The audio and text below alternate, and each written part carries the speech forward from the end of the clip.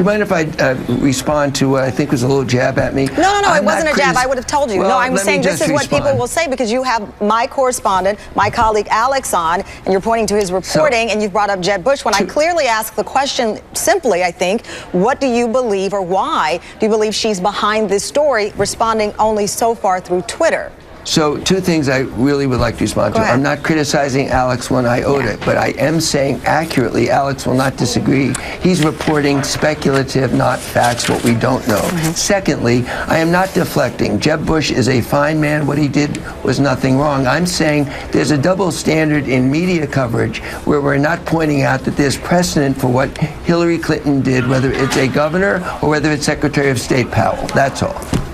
Well, Secretary of State Powell did not control his own home server. We know that. Excuse me, Governor Bush did. So when you make these distinctions, you're in argument now. You're not doing facts. You want to argue with me, that's your right as a host of a program. Well, I'm not a host of a show that argues. I ask you a question. Then why not talk about Jeb Bush having a home And we have server? discussed what's referred to as the document dump by Jeb Bush as well, but we had you on, as you well know, as a guest to discuss this. Excuse me, it was a partial release. It was not a document dump. That's false. His press secretary said that. You guys reported it.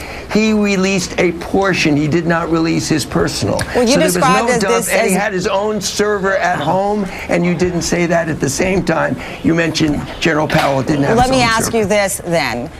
You referred to the situation as being something that the secretary is behind right now, and she's analyzing this as an attorney, as you pointed out. What is the necessary step if she is to be transparent and put this solidly behind her and get the confidence of those who are both on both sides of the aisle, as you well know, questioning her? Thank you. And I appreciate the question because now we're all in agreement. She needs to get all these facts out. That's sort of my mantra as a crisis manager.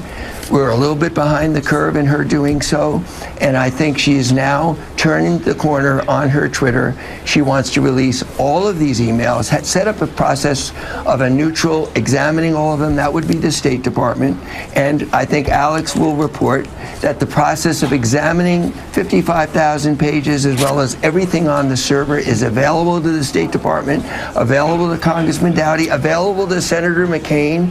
The word subpoena, the word request, everything is going to be available, and you're absolutely right. She needs to make that clear, and I think she's begun to do so.